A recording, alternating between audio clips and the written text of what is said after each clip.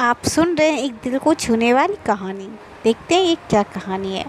रुक्मणी जी को अपनी सहेली के बेटे की शादी में जाना था। उन्होंने अपने गहनों का बॉक्स निकाला तो उन्होंने अपने सोने का कंगन नहीं मिल रहा था। हालांकि उन्होंने अपने सारे भारी गहने बैंक लॉकर में ही रख छोड़े थे, लेकिन घर पर ही वह हल्के फुल्के गहने रखती थी। उन्हें गहने पहनने का बहुत शौक था। उन्हें कहीं भी बाहर जाना होता था तो थोड़ा अच्छे से तैयार हो जाती थी और गहने पहन लेती थी। इसलिए घर पर भी उन्होंने कुछ गहने रख छोड़े थे। वैसे तो वह अलमारी को हमेशा लॉक रखती थी, लेकिन जब भी छुट्टी में उनके बेटे बहू और बेटी दामाद घर आते थे तब उन लोगों का काफ़ी सारा सामान वह अपनी अलमारी में ही रख लेती थी और उस समय भी वह लॉक लगाती तो थी, लेकिन बेटी और बहू की चाबी मांगने पर उन्हें चाबी दे देती थी। वैसे भी सब घर के ही सदस्य थे तो उन्हें कोई चिंता नहीं रहती थी, लेकिन इस बार उन्हें थोड़ा अजीब लग रहा था क्योंकि उन्होंने वह कंगन पूरे घर में ढूंढ लिए, लेकिन वह कंगन नहीं मिल पाए। वैसे भी वह इतनी लापरवाह नहीं थी।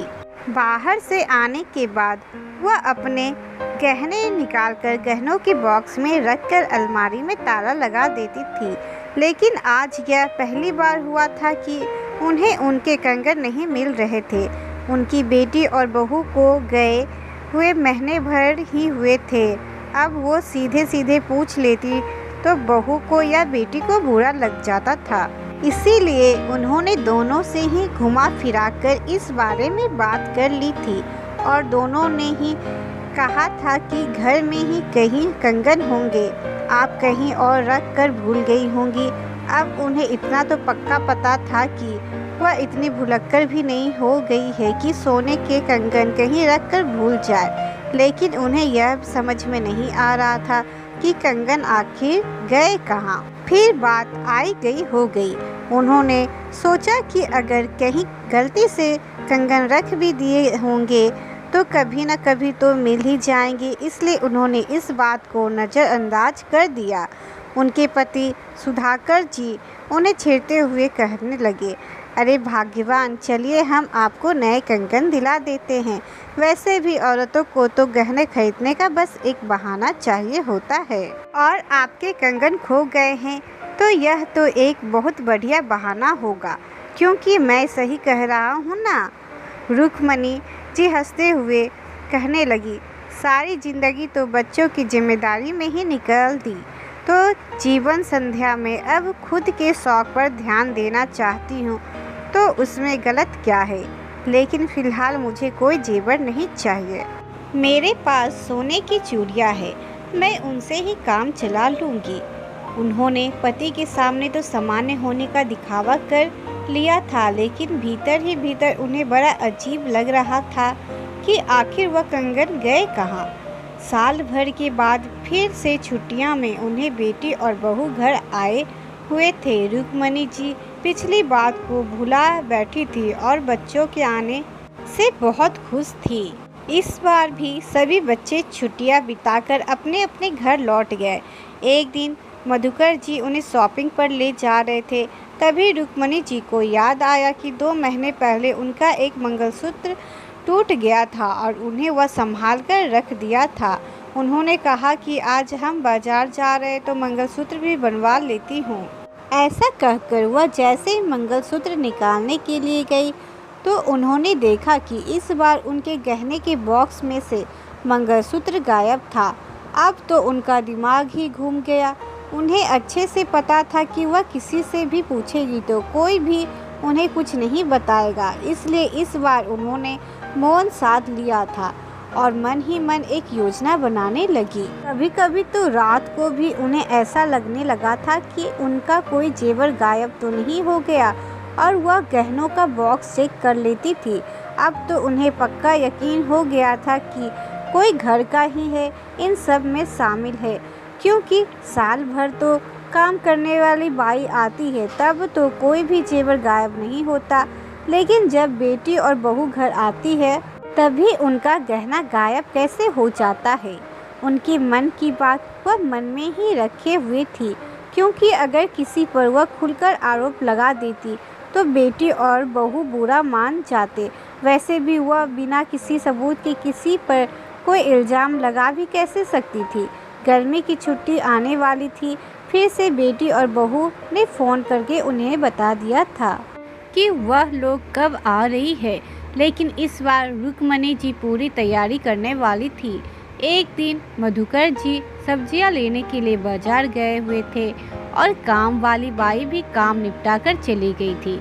उसी समय रुक्मणी जी ने कैमरा लगाने वाले को बुलाकर अपने अलमारी के सामने एक छिपा हुआ कैमरा लगवा लिया था, ताकि उसकी रिकॉर्डिंग उनके फ़ोन में वह बड़े आराम से देख सकती थी।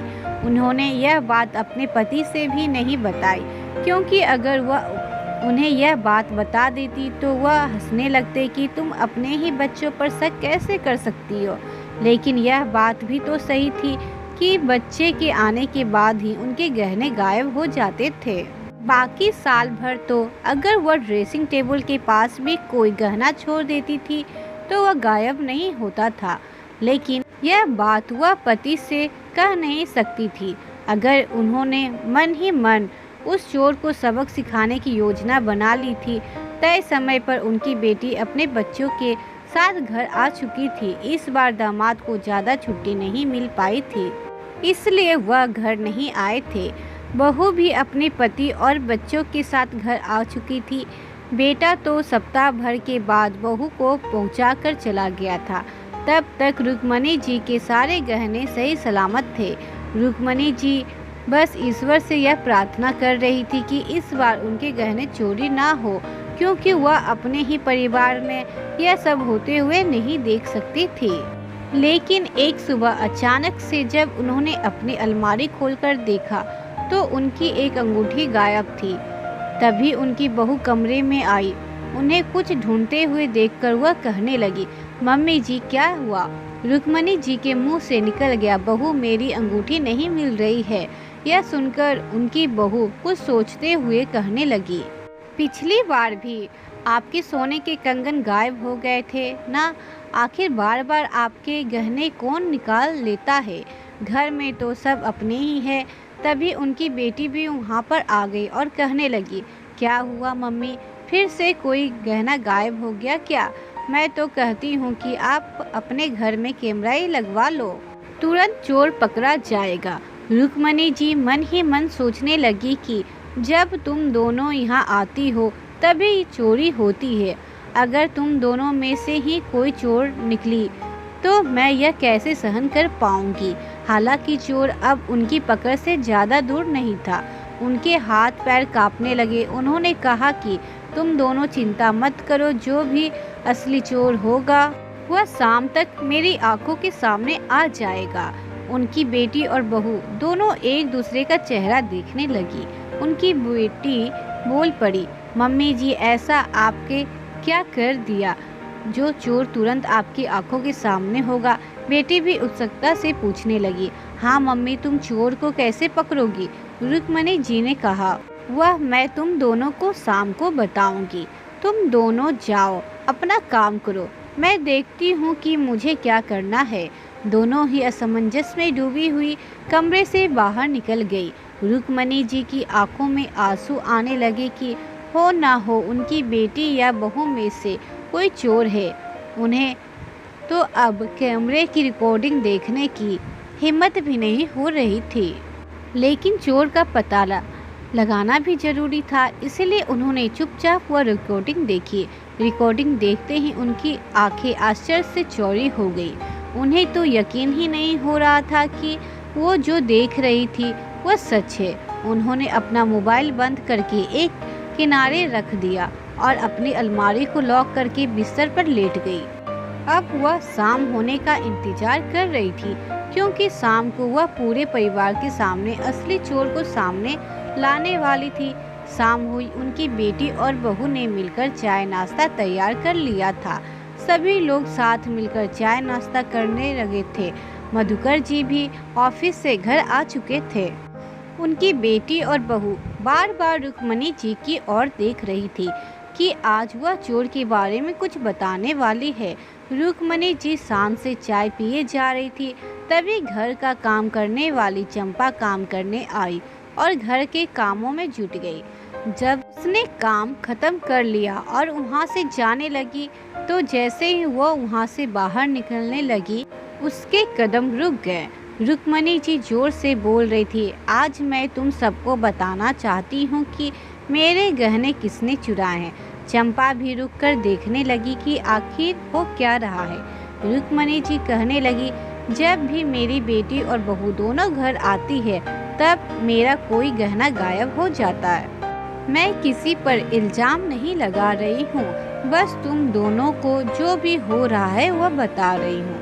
रुक्मणी जी की बेटी और बहू का चेहरा सफ़ेद पड़ने लगा। बहू बोल पड़ी, मम्मी जी, आपको क्या लगता है कि आपके गहने मैं चुराती हूँ? बेटी भी बोल पड़ी, माँ, कहीं आप यह तो नहीं सोच रही है कि मैं आपके गहने चुरा कर ले जाती हूँ? देखिए, ऐसा बिल्कुल भी नहीं है। रुक्मणी जी धीरे से बोली, मैं किसी पर इल्ज़ाम नहीं लगा रही और मुझे यह समझ में नहीं आ रहा था कि मेरे गहने कौन चुराता है, इसलिए मैंने कुछ बोलने से पहले अपने कमरे में कैमरा लगा लिया था। जानना चाहती हो असली चोर कौन है? असली चोर यह चंपा। यह सुनते ही चंपा के चेहरे का रंग उड़ गया। वो घबरा कर घर से भागने लगी, तो रुक्मणी जी ने आगे बढ़कर घर का दरवाज़ा बंद कर दिया और कहने लगी, अब तुम भागकर कहाँ जा रही हो? पुलिस आती होगी। मैंने पुलिस को फ़ोन कर दिया। यह सुनकर चंपा फर्श पर गिर गई और गिड़गिड़ाने लगी, मालकिन, मुझे माफ़ कर दीजिए, मुझसे बहुत बड़ी गलती हो गई। ऐसा मुझे नहीं करना चाहिए था। साल भर तो घर में केवल मैं ही आती जाती थी। उस समय अगर मैं कुछ चोरी करती तो सीधा इल्ज़ाम मुझ पर ही आता, इसलिए मैंने वह समय चुराना जब घर में बहुत सारे लोग रहते हैं, ताकि आप अपनों पर ही सब करती रहती और किसी से कुछ ना कहे। वैसे भी कोई भी अपनों पर इल्ज़ाम नहीं लगा सकता है, इसलिए मैंने इस बात का फ़ायदा उठाया। मैंने तो आपकी अलमारी की डुप्लीकेट चाबी बनवा ली थी। आप लोग जब बाहर व्यस्त रहते थे, तो मौका पाकर मैं कमरे में जाती थी और कोई भी छोटा मोटा गहना निकाल लेती थी, ताकि आपका नुकसान भी ज़्यादा ना हो और आप छोटी मोटी चीज़ों की चोरी के लिए अपनी बहू या बेटी पर इल्ज़ाम भी ना लगा पाए। लेकिन मुझे नहीं पता था कि साल भर में एक गहना चोरी होने पर भी आप ऐसा भी कुछ कर सकती हो। वह फूट फूट कर रोने लगी। रुक्मणी जी कहने लगी, तुमने हमारा भरोसा तोड़ा, अब तुम्हें सजा जरूर मिलेगी। वैसे भी लोग तुम पर भरोसा करके तुम्हें घर में घुसाकर काम करने की इजाज़त देते हैं। चोरी करके तूने बहुत बड़ा गुनाह किया। अगर आज मैं तुम्हें माफ़ कर दिया, तो मैं एक अपराधी को बढ़ावा दूंगी और अपराधी हमारे समाज के लिए सही नहीं होते हैं। तभी पुलिस घर आ गई और उन्होंने चंपा को गिरफ्तार कर लिया। उसे गिरफ्तार करने के बाद पता चला कि इन लोगों का एक गिरोह था, जो ऐसे ही लोगों के घरों में चोरी करने का काम करता था। जब यह लोग काफ़ी ज़्यादा चोरी कर लेते थे, तो वहाँ काम करना बंद कर देते थे और दूसरे शहर चले जाते थे। चंपा और भी बहुत सारे घरों में चोरी करती थी, लेकिन कभी पकड़ी नहीं जाती थी। लेकिन रुक्मणी जी के कारण आज उसकी चोरी पकड़ी गई थी और बहुत से लोगों को उनके गहने वापस मिल चुके थे। दोस्तों, चोरी चाहे छोटी हो या बड़ी हो, चोरी का पता जरूर लगाना चाहिए, क्योंकि छोटी छोटी चीज़ों से ही बड़े बड़े अपराध की शुरुआत होती है। और यदि छोटे स्तर पर ही अपराध को उसकी सज़ा दिलाई जाए, तो बड़े बड़े अपराध होने से रुक जाते हैं। तभी एक अच्छे समाज का निर्माण हो सकता है। इसलिए कहते हैं कि लालच बुरी बला होती है। इसलिए ना तो आप चोरी करें और ना होने दें। Thank you. ऐसे ही वीडियो देखने के लिए मेरे YouTube चैनल को लाइक शेयर सब्सक्राइब करना ना भूलें। Thank you.